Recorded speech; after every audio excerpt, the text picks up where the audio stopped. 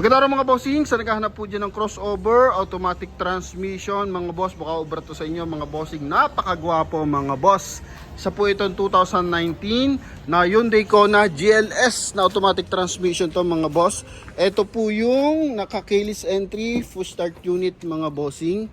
Then naka-Android head unit na rin. Mileage natin dito 49,940 with service record mga boss. Explain natin lahat yan mga bossing. Ikutan lang natin ang bahagya. Naka all disc brake to, Arribo tires na series 2024 mga boss. Yan yung likod niyan, naka leather to mga bossing. Ha? Okay, ikot tayo. Tapos dito may garnish sa kanyang tail light. Sa kanyang headlight mga bossing, 100% na hindi to binaha mga boss.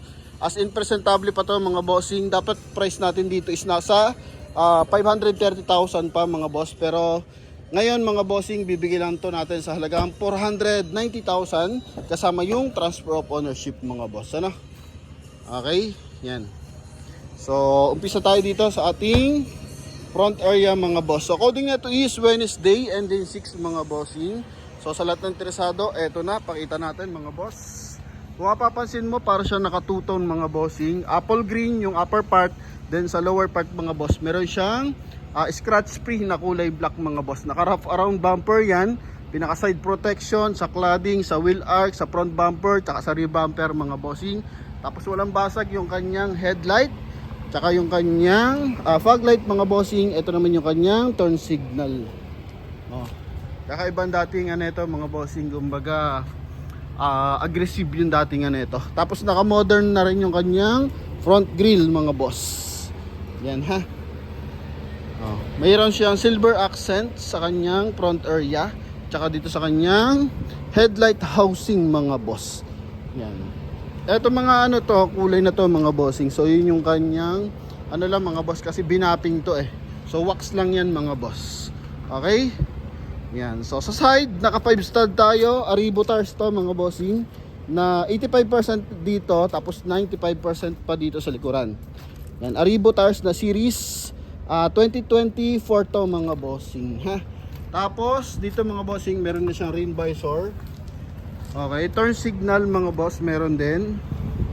Yan. So ganda ng datingan nito mga boss. Hindi ka mapag-iwanan sa mga bossing. Sa itsura din, sa performance mga bossing. Makina nito 2.0 to mga boss na gasoline engine. Yan. So pasok tayo mga bossing. Okay, eto. Ikot lang tayo. Upo pala, sorry. Busina natin. Naka-upgrade na yung busina. Then same time, may cruise control mga boss. Ulitin natin mileage, 49,940. Ang next service record niya mga bossing is 52,483. So sa January 30 mga bossing, sa makakabili. Pero at least mga bossing is meron siyang service record. Same time is naka na to mga bossing, naka-upgrade yung kanyang tint X-film ba? Hindi, ordinary tint lang tong X-film mga boss. Pero at least naka full tint na siya mga bossing. Tapos dito naglagay siya ng Android head unit mga bossing. So totally touchscreen lang to, naka 2 din, pero ngayon nilagay siya ng Android na access mga bossing, tsaka Netflix mga boss ha. Yan. So automatic transmission, ito yung susi niyan. Okay. Tapos dito naman AUX 12 volt socket mga bossing. Yan. Magkabilaan yan mga bossing. Tapos USB port. Ito naman yung ating aircon switch, push start mga bossing. Yan. So dual airbag to mga boss. Magkabilaan, lamig ng aircon mga bossing Yan. So basically konti lang naman ang features, di ganun karami ng features, pero pagdating sa labas, so medyo aggressive naman ang datingan. Tapos dito sa kanyang ceiling mga boss, open lang natin mga window para at least medyo maliwanag mga boss, no? Sa kanyang ceiling, so kulay gray mga boss. Tapos meron siyang sun visor with mirror mga boss. Okay, with light din mga bossing. Then dito rin sa kabilang side mga boss. Yan ha. Okay, ito yung ilaw. Tapos meron siyang built-in na dashcam. So recorded, may voice record pala, sorry. So kasama na siya mabibili mga boss, di na natin siya tatanggalin. Tapos yung kanyang door opener is kulay gray mga boss. Parang yung kanyang sa aircon blower mga boss. May liner siya na kulay gray mga bossing. Metallic gray totally kasi makintab mga boss.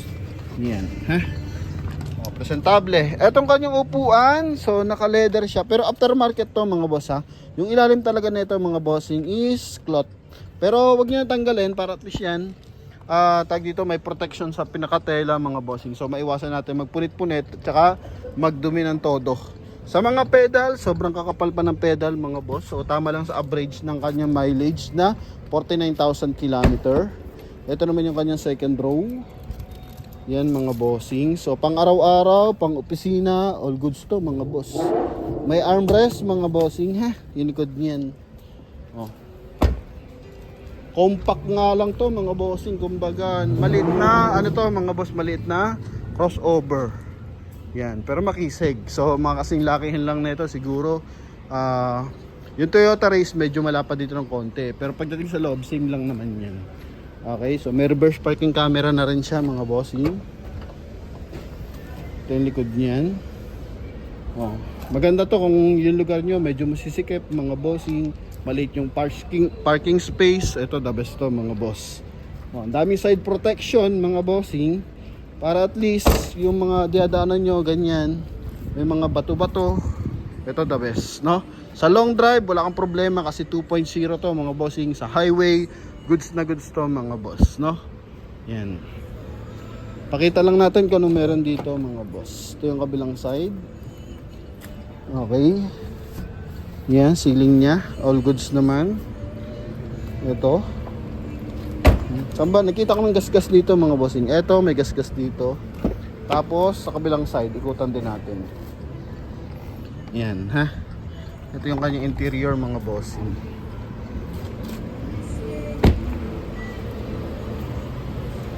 So, yan, syempre, check natin yung kanyang engine bay. Eto mga bossing, accessories to. So, ano yan mga bossing? Aftermarket. Oh. Ang gara mga boss, no? Parang two-tone. Then check natin engine bay. So dito pala mga boss, meron tayo dito nakikita. Itong part na to, masilyado tong maliit na to mga boss, no? Yan. Tapos ito.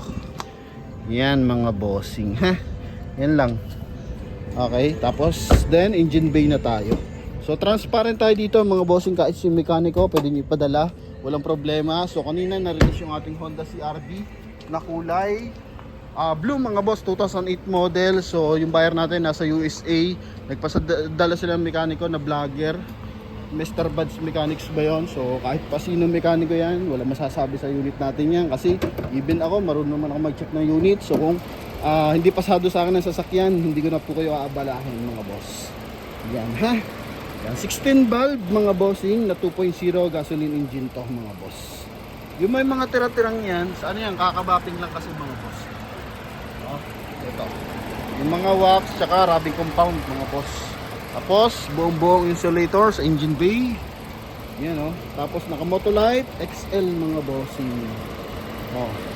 Walang UP yung mga panel niya mga boss. Mga basag na bracket. So all goods to mga bossing. So sa lahat ng interesado, 490,000 pwede itong makuha mga boss. So wala mga leakage yan mga bossing ha. Yun yung mga pinaparayor natin dyan.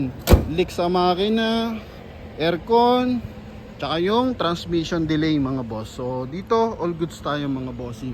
Pero yun nga, tulad ng nabanggit ko, kung sino mekaniko yung gusto nyo ipadala, mechanic gumanyan, rider buds, master buds, jeep doctor, walang problema, okay na okay tayo dyan mga boss. So mas pabor sa akin yan mga bossing, para at least ma-present natin. And meron tayong additional ano natin yan mga bossing, ang tawag dito, advertisement kung sakasakali. Kasi pag nabenta sa Promote PH yan mga bossing, malaking bagay po yan mga boss, no? So yun lang, so lahat na interesado, open tayo sa kahit anong mga bossing, sa kahit anong mekaniko. Okay, good ano lang tayo mga bossing ha, forecast transaction lang muna tayo kasi nga by the meantime mataas pa kasi interest rate ng mga bank. So kung kulang yung budget nyo, mas mainam mag-loan kayo ng personal loan, cash loan sa bangko. Yun ang ibili nyo ng kotse. Kasi kung car loan mga bossing, ang dami po natin mga hatak na sasakyan mga boss. Eto hindi naman to hatak mga bossing. Kumbaga, sinasample ko lang, marami pa tayong nahahatak na sasakyan galing sa brand new or galing sa second hand mga boss. So pag nabatakan ka, sira pangalan mo, yung binayad mong pera nawala rin, pati sa sasakyan mo nawala. Okay, so pag nag-loan ka naman, personal loan, hindi ka makabayad, masisira pangalan mo sa bangko, mawawalan ka ng pera. Kung yung pera dinala mo sa mabuti, hindi na pala mawawala yung pera, syempre nasa iyo yung pera mga boss. Masisira lang pangalan mo mga bossing. Ano? Tapos dinala mo sa mabuti yung unit, di all goods. Okay? Magkaroon ka ng sasakyan o kaya magandang negosyo. And same time mga bossing, kung hindi pa masira pangalan mo, di makakaulit ka pa sa bangko. Pero pag car loan, masyadong risk yan mga bossing, lalo na sa mga tukod ang budget or tag dito, mga binabudget talaga yung pang monthly. So hanggat maaari pag-isipan nyo ng 20 times mga bossing, ha. Kasi pag nakakuha ka ng sasakyan, kahit brand new o second hand yan, paghulugan mga boss, kailangan medyo malaki yung space mo sa pang monthly amortization. Kasi pag nagkaroon ka ng mga gastos-gastos sa bahay or nagsabay-sabay yung emergency bills mga bossing, paano naman yung sasakyan mo, yung monthly na sasakyan mo. So pag yan di mo nahulugan isang buwan, 2 buwan, mapupunta sa bangko yan. So sira pangalan, wala kang sasakyan, yung hinulog mo mawala din. Okay? Kaya best option tayo, personal loan ka, hindi mo man mabayaran, masisira pangalan mo. Pero kung mabayaran mo, mas maganda mga boss. Ano? Okay, so then yung binili mo ng sasakyan, eto na. So masira man pangalan mo, may sasakyan ka, hindi mawawala yan. Kasi walang collateral mga boss. So idea lang naman yan mga bossing. And hoping nakatulong. And sa mga sumasubaybay sa atin, mapa YouTube and Facebook. So maraming salamat po mga boss. So patuloy tayong mag-check na magagandang unit mga bossing, ha. So yun lang. Thank you very much and bye-bye.